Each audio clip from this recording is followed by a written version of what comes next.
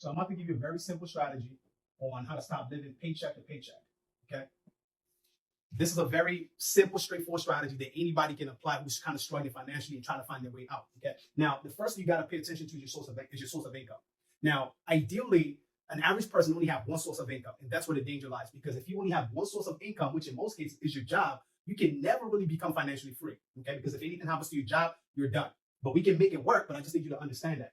Now, let's assume that this individual is earning $50,000 a year. All right. Okay. You and I both know that if you're earning money here in the United States, you do have to pay Uncle Sam. So we'll assume that he's paying about $15,000, right, in taxes. That might be on the high side. I don't know, but we're just playing around with some numbers. That leaves him with $35,000 a year. Right. This is take home. Now, the number one mistake that most people make is that they take this $35,000 and they use it to focus on paying bills every single month. Now, absolutely, there's nothing wrong with paying bills, all right? But the danger lies when you ignore one of the most powerful weapons or tools to building wealth, and that is building a nest egg, a savings account, all right? Now, typically, I often get people say things like, well, Depot, I'm not making enough money, so I can't afford to save. And here's my own reasoning. Well, you're only making $50,000, and you can't really afford to pay Uncle Sam $15,000 a year, but you do it anyways. Because Uncle Sam forcefully goes into your paycheck and takes the money out without your consent. And you still find a way to live off of $35,000. So all I simply tell people to do is to be their own Uncle Sam, right? And forcefully take money out of your paycheck and put it into a separate account that you don't have access to. So then that might mean you set up an auto deposit into a bank account that you don't have the debit card to, you don't know how to get into it, and just let that money grow over time. All right. So my idea is you always save first before you pay your bills. Some people will argue about that, but it doesn't matter what you think. So you focus on saving at least 10%, all right, we're going to say 10% of your gross income, $50,000. So that's roughly about $5,000 a year. All right. You focus on building a nest egg of $5,000 a year. Now, in case you're still saying, well, that's not enough, well, you got to look at your monthly expenses.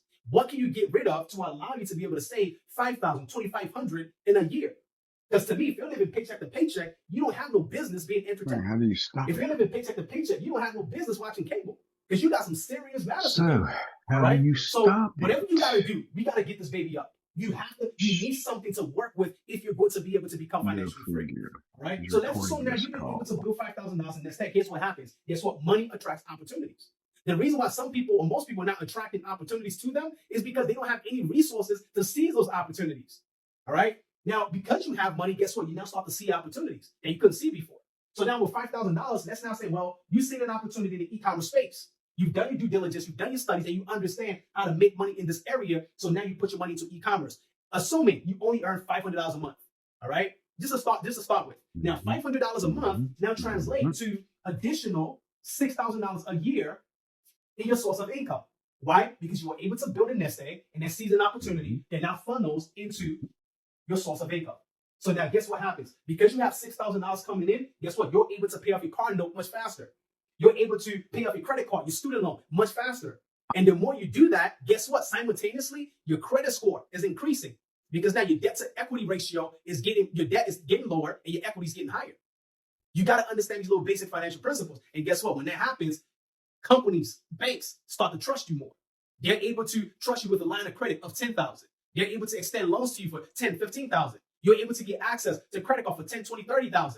Not to squander on more expenses, but to use as a leverage, as a tool to capitalize on opportunities. Because now you no longer need your own money because you got the bank's money, OPM, other people's money. So now you're able to invest in stocks, maybe earn some dividends. You're able to invest in real estate or maybe Airbnb, car rental, other online businesses. And the more you do that, the more you are increasing your source of income. All right. This is a very simple strategy for anybody to stop living paycheck to paycheck, but it is going to take time because maybe you've never cultivated the habit of saving money. Maybe you don't know how to save money. Maybe you always spend all your paycheck on all these different expenses. So you have to sit down and ask yourself, what can I get rid of out of my monthly expenses to increase my savings so that I can seize opportunities? And as you seize opportunities, your income increases. As your income increases, you're able to pay off more debt faster. As you pay off more debt faster, your credit score will get better. And as your credit score gets better, guess what? You have more access to capital. And more access to capital means you will seize more opportunities. This right here is a very simple strategy to stop living paycheck to paycheck.